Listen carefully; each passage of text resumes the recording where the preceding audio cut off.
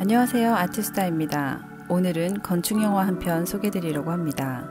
세계적인 건축가 마리오 부타의 작품 세계를 그려낸 다큐멘터리 영화 마리오 부타, 영혼을 위한 건축인데요. 1943년 스위스에서 태어난 부타는 16세의 어린 나이에 스위스 티치노 지역에 주택을 설계하며 첫 건축 디자인의 커리어를 시작했죠. 부타는 르꼬르비지에, 루이스 칸, 카를로스 카르파 같은 마스터 건축가들에게 사사받았고 이를 바탕으로 자신만의 건축 세계를 발전시켜 나갑니다. 이후 1980년대에 고향 티치노의 스튜디오를 차리고 세계적인 관심을 한눈에 받으며 활약의 범위를 넓혔죠. 그의 대표작 중 하나인 로선 주택은 지역적인 특색을 잘 드러냅니다. 당시 급진적으로 개발이 진행되던 시골 마을의 한쪽 풍경에는 회색빛 아스팔트가 들어서고 다른 편에는 푸르른 언덕이 여전히 자리하고 있었는데요. 이러한 이질적인 요소 위에 원형의 집을 들여놓으며 멀리서 보면 초록 풀밭과 하늘의 스카이라인과 잘 어우러지지만 가까이 다가서면 아스팔트 길 아래로 파고드는 계단을 설치하여 대지의 모습을 주택 자체로 재현해냈습니다. 지금까지도 건축에 대한 그의 열정은 이어지고 있으며 심플함을 기반으로 한 기하학적인 형태가 그의 시그니처 스타일입니다. 프랑스의 이브리 성당, 샌프란시스코 현대미술관, 스위스 몬뇨의 산 지오바니 바티스타 성당을 포함해서 세계 곳곳에 그가 한 프로젝트들을 볼 수 있습니다.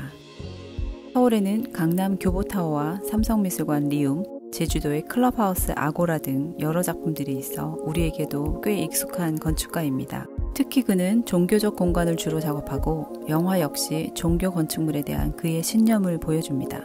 부타는 물질적인 것을 넘어 인간의 영적인 요구에 부응하는 건물을 짓고 싶다라고 말합니다. 스위스 태생의 이탈리아 바로크를 대표하는 건축가였던 보로미니의 탄생 400주년을 기념하며 부타는 루가노 호수의 산 카를로 성당을 그대로 재현합니다. 여기서 알 수 있듯이 부타는 유럽의 고전 건축, 특히 로마네스크 성당의 전통 양식에 깊게 매료되어 있습니다. 티치노 몬뇨 마을 중앙에 자리한 산 지오바니 바티스타 교회는 1986년 큰 눈사태로 인해 무너진 후 부타가 재건한 것인데요. 전통 방식을 따라서 마을 현지에서 구한 화강암과 대리석을 재료로 사용했고 공간을 창조하는 요소로 빛을 활용한 점이 돋보입니다. 건축 당시 특이한 형태로 인해 논쟁을 불러일으키기도 했지만 지금은 스위스의 주요 건축물이자 문화유산으로 꼽히고 있죠. 영화는 이어서 그가 화성시의 남양 성모 마리아 대성당을 짓는 과정을 담아냅니다. 성당의 부지는 1866년 병인박해 당시 수많은 신자들이 순교한 자리입니다. 2010년대 초에 프로젝트를 시작하였고 2020년 5월 완공되었습니다.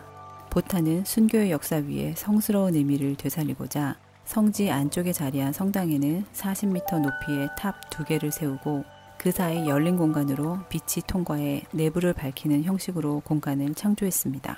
대성당의 전체적인 형태는 골짜기에 자리 잡은 대지에서 영감을 받았습니다. 부타는 골짜기의 지형을 2개의 탑을 통해 완성하고 성당 안으로 스며드는 자연광을 통해 섬세한 빛의 결을 만들어낸 것이죠.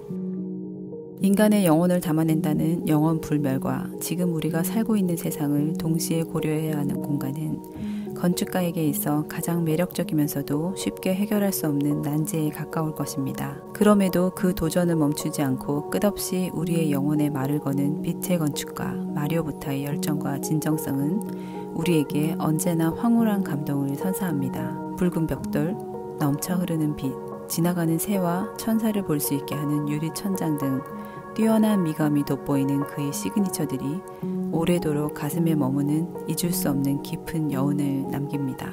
지금까지 아투사였습니다.